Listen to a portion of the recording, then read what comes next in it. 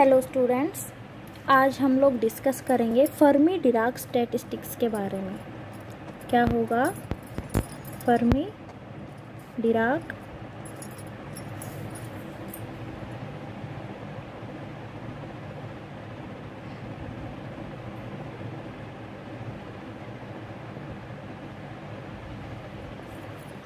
Fermi Dirac statistics. Fermi Dirac statistics Fermi Dirac statistics कौन से particles follow करते हैं, जिन्हें कहा जाता है फर्मियंस। ये कौन से होते हैं पार्टिकल्स जो कि हाफ इंटीग्रल स्पिन मल्टीपल होते हैं। एग्जाम्पल कौन से हैं इसके? जैसे इलेक्ट्रॉन, प्रोटॉन, न्यूट्रॉन, ये सारे के सारे क्या होते हैं? फर्मियंस होते हैं, है ना। फर्मियंस क्या फॉलो करते हैं? Pauli's exclusion principle. Pauli's exclusion principle. Pauli's exclusion principle के अकॉर्डिंग क्या है कि एक पर्टिकुलर कंपार्टमेंट में या शेल में, एक पर्टिकुलर शेल में या स्पेस में, क्वांटम स्टेट में एक से ज़्यादा पार्टिकल नहीं आ सकता, है ना। दो पार्टिकल्स कभी नहीं आ सकते, या तो वो शेल एम्प्टी रहेगी या फिर उसके अंदर एक पार्टिकल आएगा। ओके, तो फर्मी डिराक स्टैटिस्टिक्स के लिए ये क्या थी? कंक्लूजन्स थी कुछ ये हमने फर्मी डिराक स्टैटिस्टिक्स के बारे में सब कुछ पहले से ही स्टडी किया हुआ है। तो अब हम लोग क्या लेके चलेंगे, एक बार थोड़ा सा और फर्मी डिराक स्टैटिस्टिक्स के पॉइंट्स को ही डिस्कस करेंगे। दैट इज़ कि ये पार्टिकल्स इंडिस्टिंग्विशेबल भी होंगे, है ना, सिमिलर पार्टिकल्स होंगे सारे के सारे। ओके, और एक शेल के अंदर या तो वो शेल एम्प्टी रहेगी या उसके अंदर एक पार्टिकल आएगा, मतलब शेल का इंडेक्स जो होगा या तो 0 होगा या फिर क्या होगा? 1 होगा। उसके बाद जो सम होगा सारे की सारी एनर्जीज का, सारी सारी शेल्स का, तो वो ओवरऑल उसका जो सम होगा, overall some of energies U1, U2, U3, वो total energy of the system के इक्वल होगा। ये बात भी हमें पता है ना। तो हम लोग लेके चलेंगे कि टोटल हमारे पास जो फर्मी डिराक स्टैटिस्टिक्स की बात हम कर रहे हैं, इसमें हम लोग n नंबर ऑफ पार्टिकल्स लेके चलते हैं, जो कि n क्या है? इंडिस्टिंग्विशेबल पार्टिकल्स हैं। इन्हें हम लोग डिवाइड करेंगे कंपार्टमेंट्स के अंदर, n1, n2 up to so on. n के कंपार्टमेंट्स में इन्हें डिवाइड किया, जिसके कोरस्पॉन्डिंग एनर्जी है U1, U2 up to so on UK। Okay, अब ये जो कंपार्टमेंट्स हैं इनको फर्दर शेल्स के अंदर डिवाइड करते हैं। तो शेल्स होंगी G1, G2 up to so on GK। GI भी एक शेल है जो कि बीच में है, एग्जिस्ट कर रही है जब इंडेक्स की वैल्यू आई है। ओके, तो कंपार्टमेंट्स क्या थे? 1, 2, 3 up to so on I and K। ये कंपार्टमेंट्स थे, इनको इन शेल के अंदर डिवाइड किया, इन शेल्स के अंदर इन पार्टिकल्स को डिवाइड रखा गया और इनके कोरस्पॉन्डिंग ये एनर्जी है। या भी मैं स्पीडली मैंने थोड़ा सा इसलिए बोल दिया बिकॉज हम लोग ये सारी बातें पहले ही डिस्कस कर चुके हैं सेकंड यूनिट के अंदर ही। Still I am repeating this all. Okay, तो अब हमें क्या निकालना है? फर्मी डिराक स्टैटिस्टिक्स के लिए जो रिजल्ट होता है NI वाला, जो हमने बोजॉन्स के लिए भी निकाला था, मतलब BE के लिए और MB के लिए भी निकाला था, सेम हम लोग वही निकालेंगे। उसके लिए भी हमें पहले से ही प्रोसेस पता है। पहले थर्मोडाइनमिक प्रोबेबिलिटी निकाल लेंगे, उसका डेरिवेटिव कर देंगे, है ना। फिर उसके डेरिवेटिव को लॉग ले लेंगे, फिर उसका डेरिवेटिव करेंगे, फिर उसको 0 के इक्वल पुट करेंगे एंड दैट इज निकल जाएगी वैल्यू।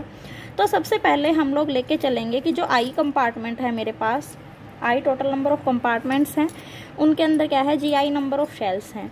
तो सिंपल सी बात है, क्योंकि एक शेल के अंदर एक से ज़्यादा पार्टिकल नहीं आ सकता, तो GI की जो वैल्यू है, जो नंबर ऑफ शेल्स हैं, वो या तो ग्रेटर होंगी NI के या फिर इक्वल होंगी, क्योंकि लेस तो हो ही नहीं सकती, बिकॉज एक शेल के अंदर एक से ज़्यादा पार्टिकल आ ही नहीं सकता। या तो शेल खाली रहेगी या उसके अंदर एक पार्टिकल आएगा। इसीलिए जो शेल्स की वैल्यू है वो नंबर ऑफ पार्टिकल्स से ज़्यादा होनी चाहिए, है ना। तो this is the basic condition.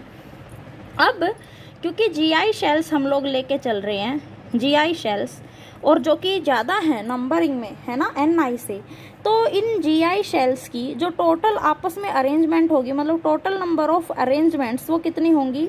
Total arrangements होंगी इस सिस्टम के अंदर GI फैक्टोरियल कि ये जो GI शेल्स हैं इनकी इतनी अरेंजमेंट्स हैं। अब इनमें से हम लोग मीनिंगलेस अरेंजमेंट्स निकाल लेते हैं। मीनिंगलेस अरेंजमेंट्स क्या होंगी? एक तो देखो, अगर ये GI नंबर ऑफ शेल्स हैं और इनके अंदर NI नंबर ऑफ पार्टिकल्स आए हैं और NI की वैल्यू कम है, तो कुछ ना कुछ शेल्स एम्प्टी भी रही और जिसकी वैल्यू क्या आई? GI minus NI। तो इन जो ये एम्प्टी शेल्स हैं इनकी आपस में अरेंजमेंट तो मीनिंगलेस अरेंजमेंट्स होगी, है ना। तो G I minus N I factorial ये मीनिंगलेस हुआ। एक और मीनिंगलेस क्या टर्म हुई, जो ये एन आई पार्टिकल्स हैं आयत शेल के अंदर, इनकी आपस में अगर अरेंजमेंट होगी तो वो भी मीनिंगलेस होगी, है ना।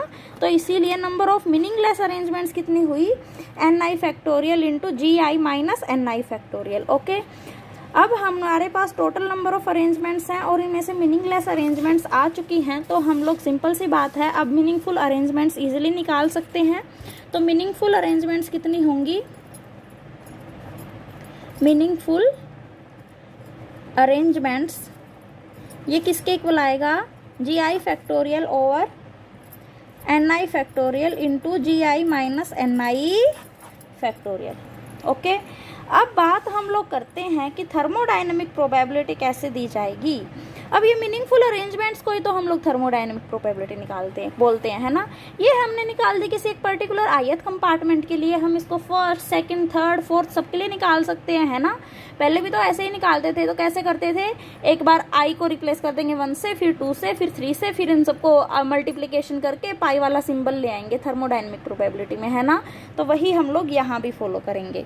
ओके, तो W of N1 N2 up to so on N के thermodynamic probability of the system ये कैसे होगी, G1 factorial upon N1 factorial into G1 minus N1 factorial, multiply होगी इसकी G2 factorial upon N2 factorial for second state, second compartment, G2 minus N2 factorial up to so on GI NI factorial, GI minus NI factorial up to so on, last के लिए हम लोग ले लेते हैं GK over NK factorial into GK minus NK factorial, है ना।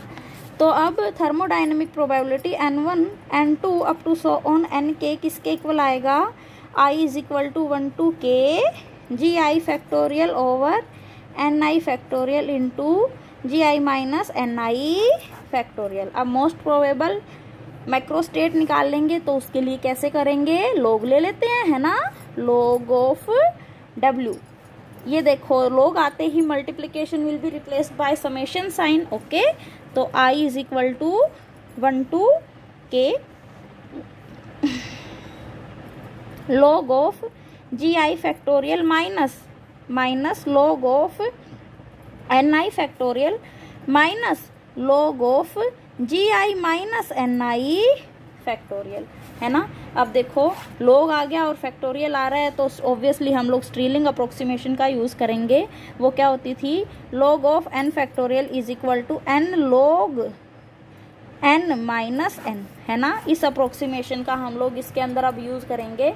तो यूज करते हुए log of W is equal to I is equal to 1 to K, ये देखो यहाँ n की जगह GI रिप्लेस हो जाएगा, GI log of GI minus GI, है ना। अब सेकंड टर्म यहाँ n की जगह NI रिप्लेस हो जाएगा, तो NI log of NI minus आना था, माइनस माइनस प्लस, प्लस का NI। ओके, तो अब यहाँ क्या आ जाएगा, GI minus NI log of GI minus NI। अब यहाँ माइनस n था, n की जगह हमने रिप्लेस किया GI माइनस NI से, एक माइनस साइन पहले से है, तो ये क्या आ जाएगा, प्लस का NI प्लस का GI माइनस NI, है ना, ये आ गया। तो अब देखो ये टर्म माइनस का GI है, ये प्लस का GI है, और ये टर्म प्लस का GI है, ये टर्म माइनस का NI है, ये प्लस का NI है, ये माइनस का NI है, तो ये दोनों क्या आ जाएंगी, आपस में कैंसिल आउट हो जाएंगी। मेरे पास क्या बचा, I is equal to 1 to K GI log of GI minus NI log of NI minus GI minus NI log of GI minus NI, है ना। ये किसकी वैल्यू आ गई, log W की। अब हमें पता है हमें इसका डेरिवेटिव लेना है और उसका 0 के इक्वल पुट करना है। ओके, तो पुट करते हैं, सिंपल सी बात है। तो डेरिवेटिव ऑफ log W क्या होगा, इसका डेरिवेटिव लेंगे GI का, हमें पता है, हम लोग पहले भी यूज़ करते आए हैं कि ये 0 हो जाएगा, हमें जस्ट इन दोनों का डेरिवेटिव लेना है। तो इन दोनों का डेरिवेटिव लेते हुए हमारे पास क्या होगा, पहले इसका डेरिवेटिव लेंगे, ये फंक्शन एज इट, और इसका डेरिवेटिव, तो क्या आएगा, summation I is equal to 1 to K minus of N I into 1/ni है ना, log ऑफ एन आई का 1/ni into D N I. Okay, तो अब क्या होगा, अब इसका डेरिवेटिव हो जाएगा और ये टर्म एज इट आ जाएगी। क्या आएगा, minus of D N I log of N I. अब इसका डेरिवेटिव लेंगे तो पहले ये एज इट, इसका डेरिवेटिव लिया हमने, तो G I minus N I 1/gi minus N आई और एन आई का माइनस का डी एन आई, बिकॉज ये माइनस साइन के साथ है, तो क्या आएगा, माइनस का डी एन आई। अब इस टर्म का डेरिवेटिव होगा और ये एज इट रहेगी, तो इसका डेरिवेटिव करेंगे तो माइनस का एन आई है, जी आई का तो 0 हो जाएगा, माइनस का एन आई है तो क्या आएगा, माइनस का डी एन आई, तो माइनस माइनस प्लस, प्लस का D N I log of G I minus N I. Okay बेटा, ये सोल्व करने के हमारे पास ये आ गया। इनको जो टर्म कैंसिल हो रही है उन्हें कैंसिल कर देंगे हम लोग। अब देखो ये कैंसिल आउट होने के बाद ये तो बचा माइनस का डी एन आई, और ये माइनस एंड दिस माइनस, ये क्या हो जाएगा, प्लस का, तो ये टर्म से भी ये टर्म कैंसिल हो जाएगी। मेरे पास ओनली दिस 2 टर्म बचेंगी, इनको हम लोग आगे सोल्व आउट करते हैं। ठीक है, तो derivative of log w is equal to summation of i is equal to 1 to K log of G I minus N I minus log of N I, because हमने डी एन आई दोनों में से common ले लिया और इसको put किया 0 के इक्वल।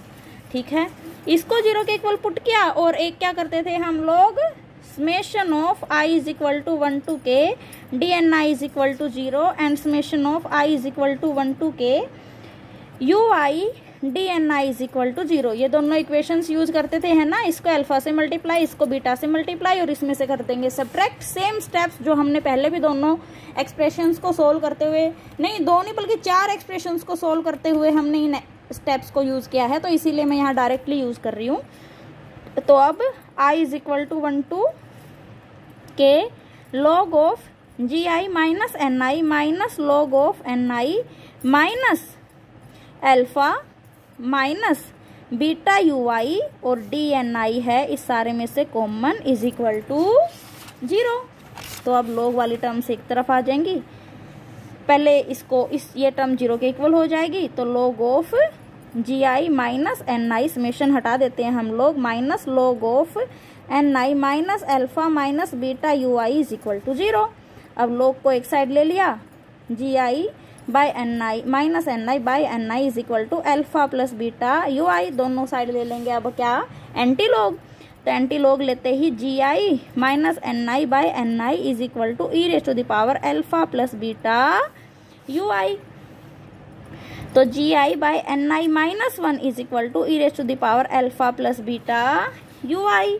ठीक है, तो अब यहाँ से G I by N I is equal to E raise to the power alpha plus beta U I plus 1, है ना, एन आई की वैल्यू क्या आ जाएगी, G I by E raise to the power alpha plus beta U I plus 1। Okay, beta की value क्या है यहाँ 1/kT हमें पता है, तो ये क्या आ गया आपका फर्मी डिराक डिस्ट्रीब्यूशन लॉ। क्या है ये, फर्मी डिराक डिस्ट्रीब्यूशन लॉ। ये क्या है, number of particles in the ith compartment कितने हैं, है ना, जी आई क्या रिप्रेजेंट कर रहा है, number of shells in the ith compartment. ये क्या आ गया बेटा, Fermi Dirac distribution law, that's it. अब अगर हम इसके अंदर कंटिन्यूम लिमिट का यूज करेंगे, जो कि हमने एमबी स्टैटिस्टिक्स और बीई स्टैटिस्टिक्स में भी यूज की थी, तो कंटिन्यूम लिमिट का यूज करते हुए मैं इंटरवल लेके चलती हूँ कि मैं यू से U plus D you energy interval के अंदर निकाल लूंगी। अब क्या निकालूंगी, नंबर ऑफ शेल्स और नंबर ऑफ पार्टिकल्स। तो जी आई को तो रिप्लेस कर देंगे जी यू डी यू से, ओके, और एन आई को रिप्लेस कर देंगे एन यू डी यू से। अब ये तो एक पर्टिकुलर कंपार्टमेंट की बात कर रहे थे और ये एक पर्टिकुलर इंटरवल में आ गया, तो इंटरवल में आने के लिए हमने यहाँ कंटिन्यूम लिमिट लगा दी और इस दोनों को रिप्लेस कर दिया।